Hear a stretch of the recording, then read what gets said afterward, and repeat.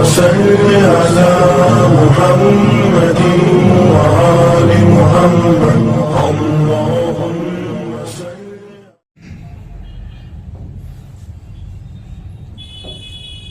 الحمد لله الحمد لله حمدا كثيرا كما أمر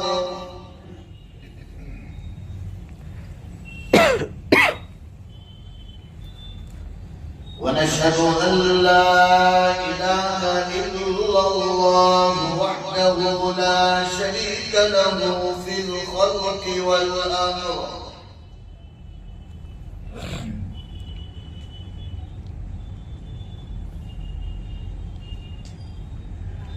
ونشهد أن سيدنا ومولانا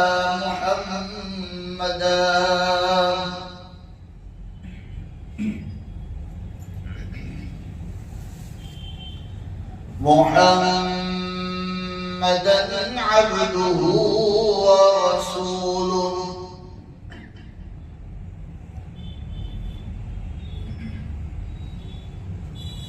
قال الله تبارك وتعالى في القرآن المجيد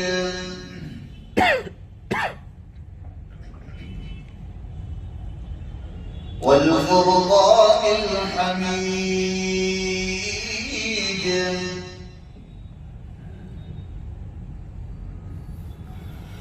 أعوذ بالله من الشيطان الرجيم بسم الله الرحمن الرحيم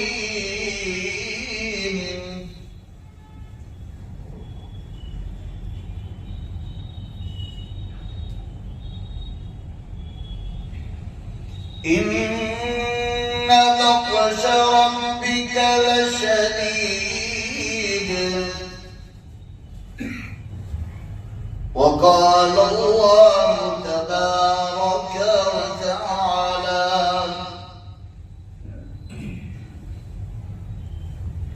تلك الدار الآخرة نجعلها للذين لا يريدون علوا في الأرض ولا فسادا والعاقبة للمتقين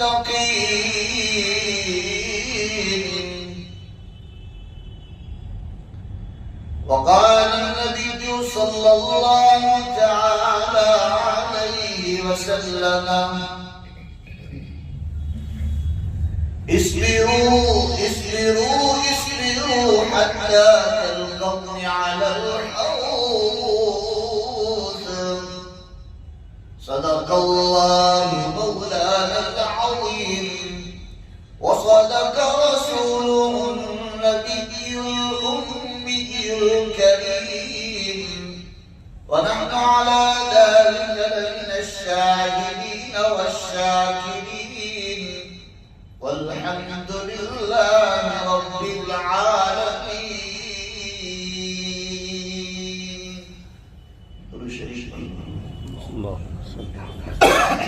اللهم صل وسلم على سيدنا ونبينا وحبيبنا وسندنا مولانا محمد صلى الله عليه وسلم. معزز اور مکرم علماء کرام، حاضرین مجلس، عزیز دوست اور بزرگ،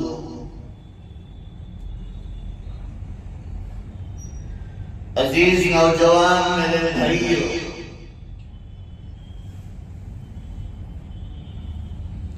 آپ لوگوں کے سامنے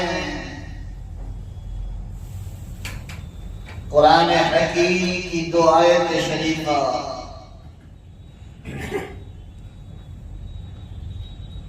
اور اللہ کے آخری نبی، تمام نبیوں کے سردار، آقا نامدار تاجدار مدینہ سبز گنبد کے مکی کالی کملی والے شدہری جالی والے محمد رسول اللہ صلی اللہ تعالی علیہ وسلم کی ایک پیاری حدیث آپ لوگوں کے سامنے پڑھی ہے. دعا کریں کہ اللہ رب العزت مجھے موقع کے مناسبت سے امت کی رہبری کے لیے صحیح صحیح باتیں کہنے کی توفیق عطا فرمائے. اللہ ہم سب کو دھیان سے سننے کی توفیق بخشے. اللہ عمل کی توفیق عطا فرمائے اور اللہ امت تک صحیح علم پہنچانے کے لیے اللہ مجھے اور آپ کو سب کو عافیت کے ساتھ قبول فرمائے.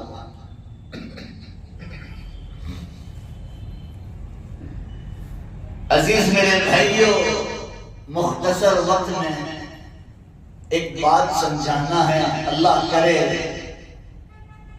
وہ بات اللہ میرے دل میں بھی اور آپ کے دل میں بھی اتار دے صحیح معنی.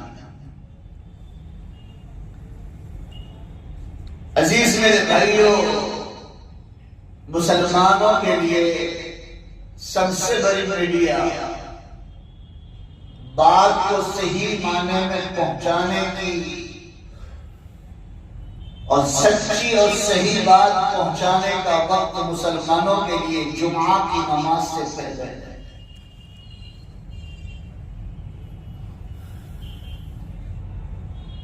دنیا میں جتنے بھی سماچار ہے اس میں ملاوٹ ہوتی ہے اور انسان اس کو بڑی اہمیت دیتا بھی ہے. وہ قدری کرتا ہے، اس کے پیچھے چھپتا بھی ہے اور ٹائم بھی لگاتا ہے، وقت بھی برباد کرتا ہے، لیکن اس کے اندر ملاوٹ کے علاوہ کچھ نہیں کرتا. اور جو صحیح معنی میں ہمیں سچی اور ستھری صاف قرآن اور حدیث کے ذریعے پچھلے قوموں کے واقعات، فی الحال کے دور کے واقعات، فی الحال مسلمانوں پر کیا حالات ہے اس پر ہمیں آگاہ کرنا. اگر ابھی ہوشیار نہ ہوئے تو ہماری نسلوں کو کیا چیز بھگتنی پڑے گی.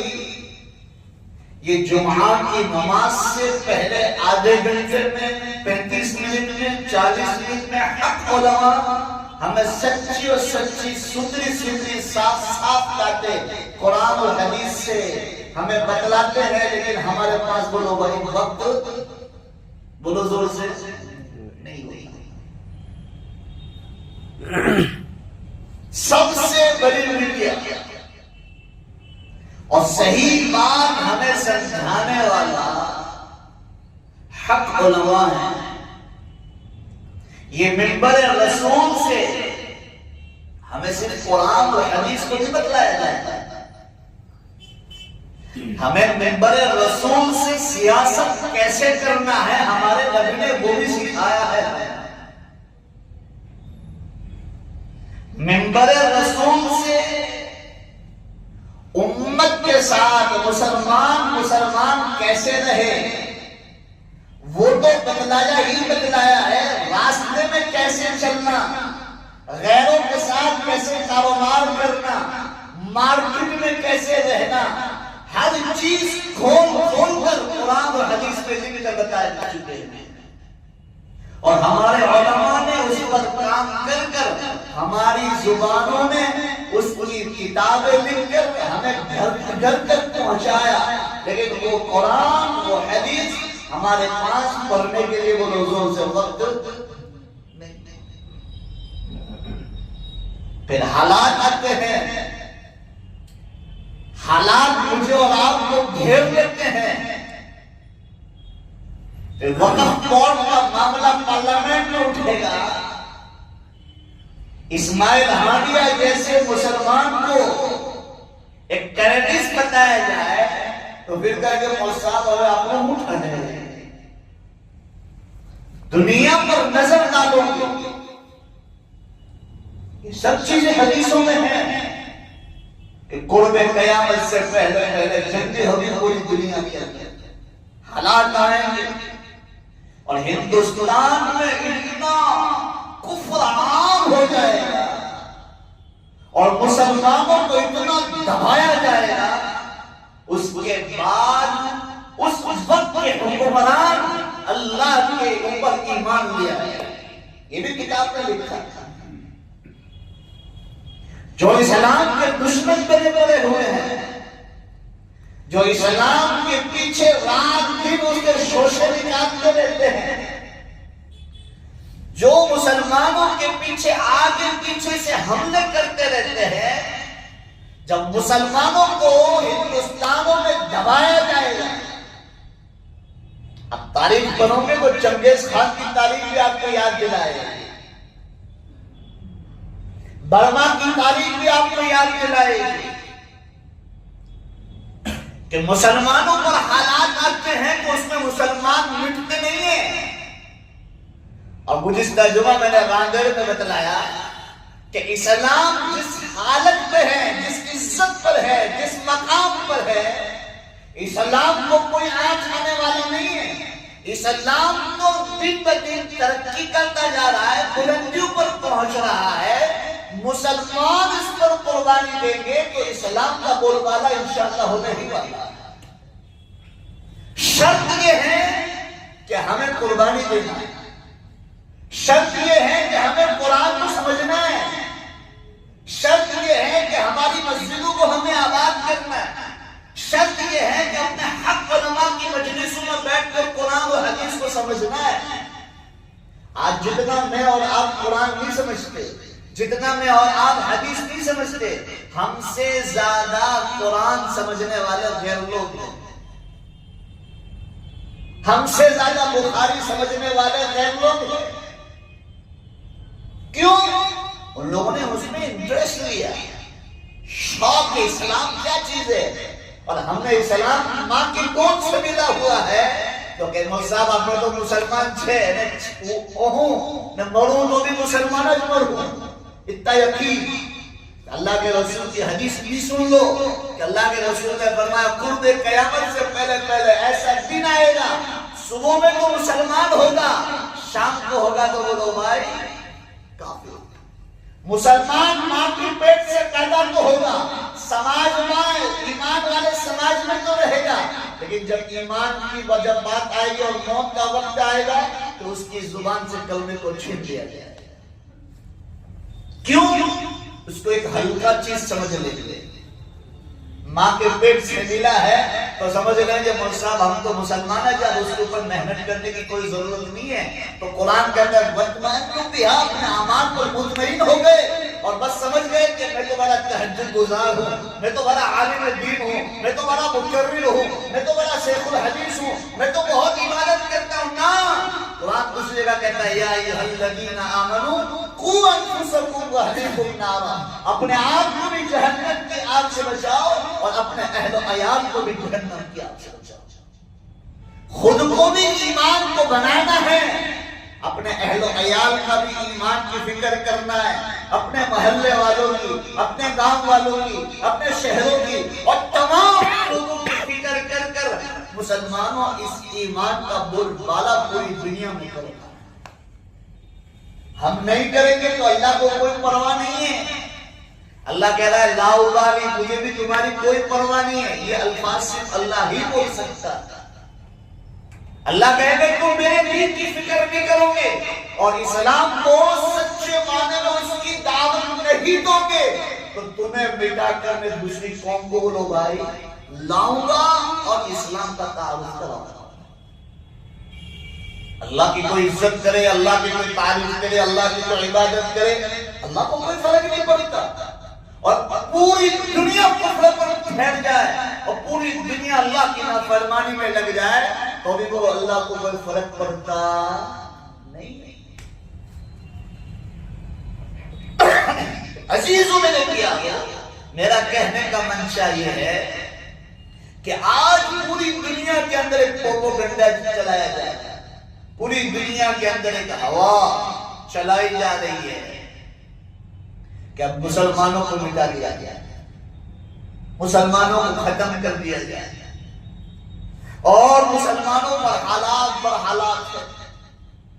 آج صبح سے لے کر شام تک ہم اخباروں میں، سماچار میں، یہ چینل وہ چینل پہ ہم پورا دن اس پر بیکار کر دیتے ہیں۔ کاش ہم اللہ کا کلام لے کر اس کو پڑھ کر ہم اس کو تھوڑی ایک روزانہ ایک آیت سمجھ کر ہم اللہ کے کلام کو سمجھنے والے بن جاتے تو انشاءاللہ یہ دنیا کے حالات اللہ پاک سدھار دیتا۔ آج ہمیں قرآن نہیں سمجھنا، آج ہمیں حدیثیں نہیں سمجھنا، آج ہمیں علماء کی مجلسوں میں نہیں بیٹھنا، ہمیں قرآن کی تعلیم والی مجلسوں میں نہیں بیٹھنا، ہم مسجدوں کو آباد نہیں کرتے، پھر کہتے ہیں مولوی صاحب اللہ کی مدد نہیں آتی، پھر حالات پر حالات آتے۔ کیوں؟ ایک مسئلہ ختم نہیں ہوتا ہے، دوسرا مسئلہ وہ لوگ بھائی مسلمانوں پر کھڑا ہے۔ اور اللہ کے رسول نے فرمایا جب تم اللہ کی نافرمانیوں پر اتر آؤ گے تو تمہارے پہ حالات ایسے آئیں گے جیسے تسبیح کا دانہ ایک کے بعد ایک بولو بھائی اس کے اوپر آتا ہے۔ کتنے حالات ہیں، پھر بھی سب سے زیادہ مسلمانوں گانجا بیچنے والی قوم ہماری ہے۔ ابھی کل پرسوں کی بات بتا رہا ہوں، 80 کروڑ کا ایم ڈی پکڑا ہے، نام نہیں ہوگا کہاں پکڑا، بیچنے والے بھی مسلمان، ہماری ماں بہنیں مسلمان ایم ڈی نہ لے رہی ہے، اچھے اچھے گھرانے کے لوگ نشہ کر رہے ہیں، جوان نشہ کر رہے ہیں۔ کیوں بھائی؟ مول صاحب وہ ٹینشن چھے، گجراتی تو آگے نہیں ہے، وہ ٹینشن چھے کہ دل میں سکون نہیں ملتا، دماغ ڈپریشن کی طرف جا رہا ہے، سکون نہیں ہے، لڑائی جھگڑے ہیں۔ قرآن نے اس کا جواب دیا ہے کہ تمہیں دل کا سکون، دل کا اطمینان، کھوپڑی ٹھنڈی رکھنی ہو تو کیا کرو؟ بولو بھائی اللہ کا نام لو، قرآن کی تلاوت کرو، درود و سلام کا نذرانہ محمد رسول اللہ صلی اللہ علیہ وسلم پر درود و سلام کرو، استغفار کرو، کہ ایم ڈی لینے سے چین میں سکون مل جائے۔ ایسے ایسے حالات قسم کھا کر کہتا ہوں میں یہاں بیان نہیں کر سکتا، ایسی ایسی کارگزاریاں ہیں کہ ہم یہاں بیٹھ کر بیان نہیں کر سکتے۔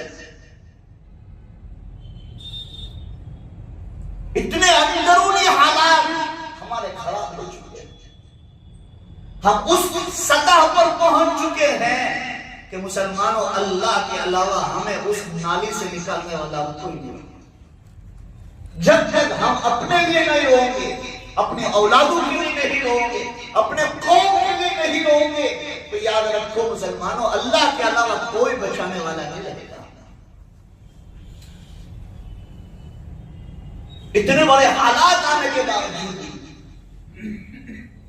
ہمارا قوم کی جوان ختم ہو چکی ہے، ہماری نسلیں ختم ہو چکی ہے۔ آج اکثر نوجوان گانجا پی رہا ہے، ایم ڈی لے رہا ہے، کوئی یہ نشہ لے رہا ہے، کوئی وہ نشہ لے رہا ہے۔ ارے 15 13 سال کے لوٹے سگریٹ کے اندر گانجا ڈال کے پی رہے ہیں۔ یہ سب قرآن و حدیث میں ہے کہ قرب قیامت سے پہلے گناہ عام ہو جائیں گے، اولاد ماں باپ کی نافرمان ہو جائے گی۔ بولو آنکھوں سے دیکھ رہے کہ نہیں دیکھ رہے؟ ہو رہا کیا ہوگا اس کا؟ اب اس کے کرنے کے لیے کیا کرنا پڑے گا؟ اس کو صحیح معنی میں لانے کے لیے، اس کو ہدایت والے راستے پہ لانے کے لیے، اس کو سدھارنے کے لیے کیا کرنا پڑے گا؟ اس کے لیے سب سے بڑا مدرسہ ہے اس کو مسجد والا ماحول دو، مسجد والا ماحول، علماء کی مجلسوں کو اٹینڈ کرو، قرآن اور حدیث کو اپنی اولادوں کو پڑھاؤ، ہماری ماں بہنوں کو بیچنے سے وقت تعلیم الاسلام پڑھاؤ، دین سے ناواقف ہماری ماں بہنیں برقع کو پہنتی ہے. اب اس کو پوچھا جائے غسل کے فرائض، غسل کے فرائض، غسل تم کس طرح اتارنا ہے ہم کو نہیں پتا. کیوں؟ سکھایا ہی نہیں ہم لوگ. حالات اس وقت بنیں گے، اللہ کی مدد اس وقت آئے گی جب ہم تھوڑی کوشش تو کریں، اپنے آپ کو بنانے کی کوشش تو کریں، اپنے آپ کو سدھارنے کی کوشش تو کریں کہ چلو بھائی آج تک میں نے جو زندگی میں گناہ کیے ہیں، آج میں اپنی زندگی کی توبہ کرتا ہوں اور آئندہ زندگی کی میں بولو بھائی اللہ کی فرما برداری والی زندگی گزارنے کا ارادہ کرتا ہوں. تو یقیناً مانو مسلمانوں، میں منبر رسول سے بیٹھ کر قسم اٹھا کر کہتا ہوں گنہگار نہیں رہوں گا کہ آپ جو اس طرح ارادہ کرو گے تو ضرور بھی ضرور تم پر اور مجھ پر اللہ کی مدد آئے گی. اس میں کوئی شبہ نہیں. اللہ تو خود کہتا ہے 70 سال کے بعد بھی مجھے پکارو گے تو بھی میں معاف کرنے والا ہوں. 35 سال کے بعد بھی تم پکارو گے تو بھی میں معاف کرنے والا ہوں. 80 سال کے بعد بھی تم پکارو گے تو بھی معاف کرنے والا ہوں. ارے پوری زندگی ایک سجدہ بھی نہ کیا ہو مجھے، پھر بھی تم مجھے پکارو گے تو میں کہوں گا لبیک لبیک لبیک میرے بندے میں حاضر ہوں. کیا کام ہے؟ لیکن کوئی پکار کے دیکھے تو صحیح. اللہ کو گناہگار سب ہے، کوئی دودھ سے دھلا ہوا نہیں ہے. اگر کوئی دودھ سے دھلا ہوا ہوتا تو مسلمانوں وہ فرشتہ نہیں جاتا ہے. گنہگار سب کچھ سب ہے، لیکن مسلمانوں گناہوں پر افسوس کرنا، گناہوں پر نادم ہونا، گناہ ہو جائے اس کے بعد اللہ سے ڈرتے رہنا، یہ سچا مسلمان. آج تو ہم گناہ کرتے ہیں اور گناہ کرنے کے بعد اتراتے ہیں. گناہ کرنے کے بعد انسان کو پچھتانا چاہیے، غلطی ہو جانے کے بعد انسان کو پست ہونا چاہیے، اللہ کے سامنے رونا چاہیے کہ اللہ مجھ سے گناہ ہو گیا، کہیں تیری پکڑ نہ آ جائے، تو کہیں ناراض نہ ہو جائے، اللہ مجھ سے گناہ ہو گیا ہے معاف کر دے. اللہ خود کہتا ہے تو یا عبدی، دیکھو میرا بندہ گناہ ہو گیا ہے، اب اس پر افسوس کر رہا ہے، نادم ہو رہا ہے. اے فرشتوں گواہ رہو میں نے اس کو معاف کر دیا. آج میری قوم کے اندر، مسلمان قوم کے اندر ایک بلا ایسی عام ہوئی ہے، گناہ کرتے ہیں لیکن گناہوں پر اتراتے ہیں. ایک نائٹ کے لاکھوں روپے خرچ کرتے ہیں اور پھر صبح میں آتے وہ بولو بھائی نائٹ کو فخر سے بیان کرنا، یہ بھی ایک کبیرہ گناہ ہے. حالات بڑے گمبھیر ہیں. ہمارے جوان ہمارے ہاتھوں سے نکل چکے ہیں، ہماری جوان بیٹیاں ہمارے ہاتھوں سے نکل چکی ہے. میں حج کے بعد آیا، 15-20 دن بھی نہیں ہوئے ابھی، 3 کیس ایسے آئے کہ 2 عالم کی بیویاں غیر کے ساتھ جاتی.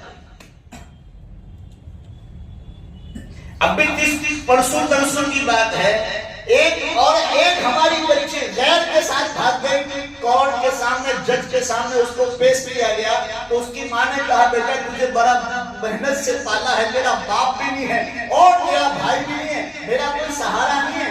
وہ کورٹ میں کھڑے رہ کر جج کے سامنے بیٹی کہہ رہی ہے تو کون ہے؟ ماں کو نہیں کہہ رہی ہے تو کون ہے؟ اس کی ماں کو وہی ایسا کہا. کیا اس کو اللہ کا تعارف کرایا ہوتا، نبی کریم محمد رسول اللہ صلی اللہ علیہ وسلم کی شریعت کو سکھایا ہوتا، آج ماں کو پوچھو مسلمانوں، ماں پہچاننے کی نہیں پہچانتے. حالات بڑے گمبھیر ہیں جو میں اور آپ دنیا میں رہ رہے ہیں، اور ادھر سے ادھر مسلمانوں عیش و آرامیہ کی زندگی گزار رہے ہیں. کھاؤ اللہ نے دیا ہو، پہنو اللہ نے دیا ہو، اچھے سے اچھا استعمال کرو، لیکن اللہ سے ڈر کر زندگی گزار، اللہ سے ڈر کر زندگی گزار. آج اولاد ہمارے ہاتھوں سے نکل چکی. کل میں پولیس ایک کتاب پڑھ رہا تھا، اس میں ایک بات لکھی بڑی پسند آئی مجھے. کہا کہ آج جتنے بھی چینلوں پر جو سیریلیں بتائی جاتی ہے کہ ساس بڑی ظالم ہوتی ہے، تو ان لوگوں نے سب سب سے پہلا اسی پر ہی محنت کی ہے کہ بھائی بے حیائی عام کرنے سے پہلے ہم لوگ اپنے جوان بچیوں کو اس کے اندر یہی چیز ڈالی جائے کہ بھائی فیملی سسٹم سے وہ نکل جائے. آج سٹیوں میں کیا بتایا جائے کہ فیملی سسٹم میں بولو بھائی برکت نہیں ہے, فیملی سسٹم میں رہنے کا اچھا نہیں ہے. تو آج غیر میں بھی اور اپنے میں بھی شادی کرنے کے بعد سب سے پہلا بیوی کی فرمائش ہوتی ہے میں ماں باپ کے ساتھ رہوں گی نہیں. اب ماں باپ کے ساتھ میں رہے گی, وہ آزاد زندگی گزارے گی. شوہر جائے گا ادھر, یہ کانٹیکٹ کرے گی ادھر, اور ماحول بگڑے گا. اور سب سے زیادہ مسلمانوں اس پر محنت کی گئی ہے کہ ہماری ماں بیٹیوں کو بے حیا کرنے کے لیے سب سے پہلا یہ فارمولہ انہوں نے پیدا کیا کہ ان کو الگ رہا جائے. اور جب وہ اکیلی رہے گی تو وہ لوگ حدیث میں آیا, جناب رسول اللہ صلی اللہ علیہ وسلم نے فرمایا جب شیطان اکیلی عورت پر اور اکیلے مرد پر حملہ کرتا ہے تنہائی میں تو دوسرا کون ہوتا ہے وہاں پر؟ شیطان ہوتا ہے. اس لیے تو حدیث میں کہا گیا کہ مرد اور عورت کو ایک کمرے میں بھی رہنے کو منع کیا گیا. اور حدیث میں آیا اللہ کے رسول نے فرمایا کہ سگے بھائی سگی بہن جب 9 سال کے ہو جائے تو ایک لحاف میں ایک کمبل میں بھی سونے کو منع کیا گیا. کہا کہ نہیں کہا؟ کیوں کہا؟ یہ اسلام کی تعلیم. اور آج کل کی تعلیموں کو آپ دیکھ لو کہ بے حیائیوں کو عام کر رہے ہیں. یہ میری تھوڑی کڑوی باتیں ہیں, دنیا کے حالات کے ساتھ قرآن اور حدیث کو جوڑتا ہوں میں, اور پھر امت کے سامنے رکھتا ہوں کہ حالات ایسے نہیں بدلیں گے. حالات بدلنے کے لیے سب سے پہلے اپنے گھر سے دعوت کے کام کو شروع کرنا پڑے گا. اپنے گھر سے کہ بھائی میری بچی کیسے ہے, میری بچے کیسے رہ رہے ہیں, گھر میں آ رہے ہیں سلام کر رہے ہیں کہ نہیں کر رہے ہیں, بھائی نماز پڑھ رہے ہیں کہ نہیں پڑھ رہے ہیں, میری بچی بول رہی ہے تو کیسے بول رہی ہے, ماں کے ساتھ کیسے بات کر رہی ہے, باپ کے ساتھ کیسے بات کر رہی ہے, مہمان کے ساتھ کیسے بات کر رہی ہے. ہر چیز کون سکھا رہا ہے؟ بولو بھائی محمد رسول اللہ صلی اللہ علیہ وسلم نے تعلیم کی ہے. بچہ کھانے بیٹھا ہے تو سامنے کھانے میں ہے تو کھانا کیسے کھایا جائے. اللہ کے رسول حسن اور حسین سے پیار نہ کرتے اور ساتھ میں کھانے نہ بٹھاتے تو ہمیں کیسے پتہ چلتا کہ بچوں کو تربیت کیسے کرتے.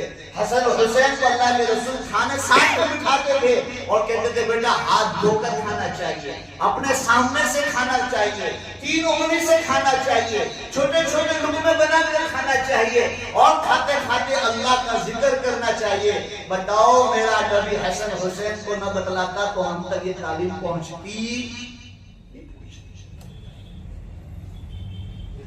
تربیت اپنے گھر سے شروع کرو, اپنے گھر کو بناؤ پہلے. جب ماں باپ اپنے بچوں کی تربیت کرو گے تو انشاءاللہ چاہے جتنا بھی بہار بگاڑ ہوگا یہ تمام چیزوں کا مقابلہ کرے گی. ہماری اولاد اس کا مقابلہ کرے گی کہ نہیں بھائی میرا اللہ مجھ سے ناراض ہو جائے گا. میرا نبی کی سنت یہ نہیں ہے. کب مقابلہ کرے گی اولاد؟ جب اس کے پاس دینی تعلیم ہوگی. اب ہمارے پاس ہی دینی تعلیم نہ ہو تو ہمارے بچوں کے پاس کہاں سے دین کی تعلیم آئے گی؟ ہمیں نماز نہ پڑھتے ہو تو ہمارے بچے کہاں سے نماز پڑھیں گے؟ ہماری سب سے بڑی میڈیا کیا ہے؟ وہ لوگ جمعہ کی نماز سے پہلے. ایسے تو کوئی جمع نہیں ہوتا, کسی کے پاس وقت نہیں ہے قرآن و حدیث سننے کا. جمعہ کی نماز سے پہلے سب لوگ جمع ہو جاتے ہیں اور کچھ وقت آدھا گھنٹہ 35 منٹ 40 منٹ قرآن اور حدیث کے ساتھ ساتھ دنیا کے حالات جب ہمارے کانوں تک پہنچتے ہیں تو یہ سب سے بڑا سماچار ہمارے لیے ہے محمد رسول کہ آج ہم حق بات ہمارے اندر بھی پیدا کریں, اور یہ حق بات جو سنی ہے اپنے گھروں میں جا کر سنائے, اپنے اولادوں کو جا کر سنائے, اپنے سماج میں جا کر سنائیں گے تو انشاءاللہ سدھار اس وقت پیدا ہوگا. کرو گے بولو انشاءاللہ.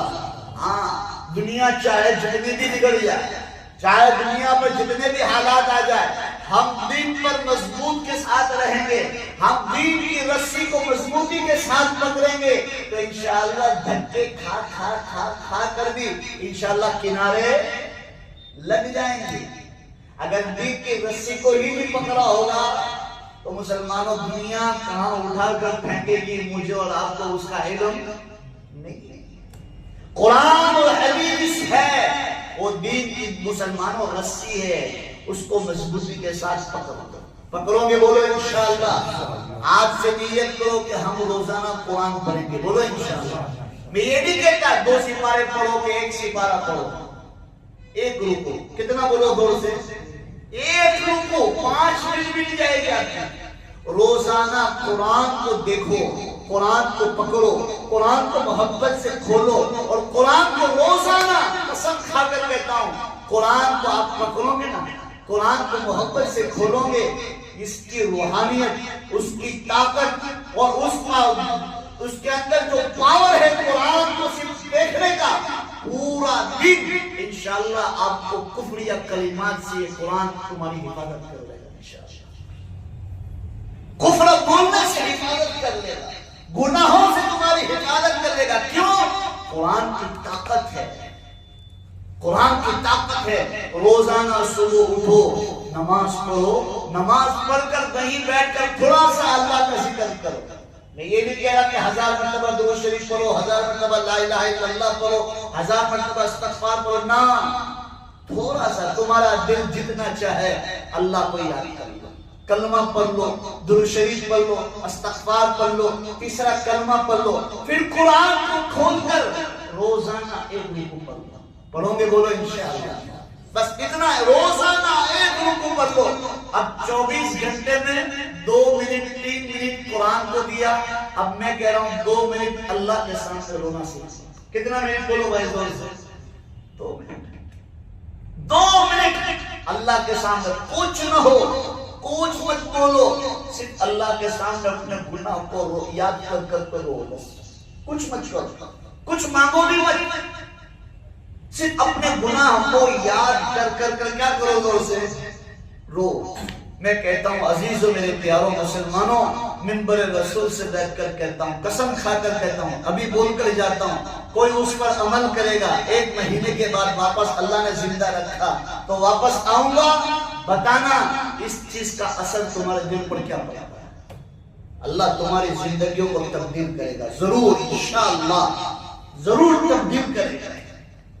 تمہاری زندگیوں میں چینجنگ آئے گی، تمہارا مسجدوں میں دل ٹکے گا، تمہارا ذکر کرنے کا دل کرے گا، اللہ کے سامنے رونے کی مزہ آئے گی۔ یہ چیزیں کرنے سے مسلمانوں یہ دولت مل جاوے تو مسلمانوں دنیا کی پوری دنیا کی دولت تمہارے سامنے کیا ہے، بولو بولو سے ٹھیک ہے، کچھ بھی نہیں ہے۔ حالات سدھارنا ہے تو اتنا تو کرنا پڑے گا، کرو گے بولو انشاءاللہ۔ ہاں، اللہ کے سامنے رو، قرآن کی تلاوت، 5 وقت کی نماز، اور اللہ کے سامنے رونا سیکھ لو، اور مسجد والے ماحول اور اللہ والے آگے، مولانا لوگ آگے قرآن اور حدیث کا تذکرہ کریں، بیٹھ کر سنو۔ یہ بیان کرنا کوئی بیکار نہیں جاتا۔ جب آسمانوں سے پانی برستا ہے تو پوری زمین کو کیا کر دیتا ہے، بولے زور سے، لیلی لیلی لہلہاتی کر دیتا ہے، گیلی کر دیتا ہے۔ یہ قرآن اور حدیث، یہ قرآن اور حدیث آسمانوں کی روحانی بارش ہے، جب ہمارے دلوں پر پڑتی ہے اللہ دل کے ایمان کو کیا کر دیتا ہے، تازہ کر دیتا ہے۔ کرو گے بولو انشاءاللہ۔ اللہ تعالیٰ باقی باتیں انشاءاللہ آئندہ مہینے کریں گے۔ اللہ تعالیٰ نے جتنی بھی باتیں کہوائی ہے اللہ ہم سب کو عمل کی توفیق نصیب فرماوے، آمین۔ وآخر دعوانا الحمدللہ رب العالمین۔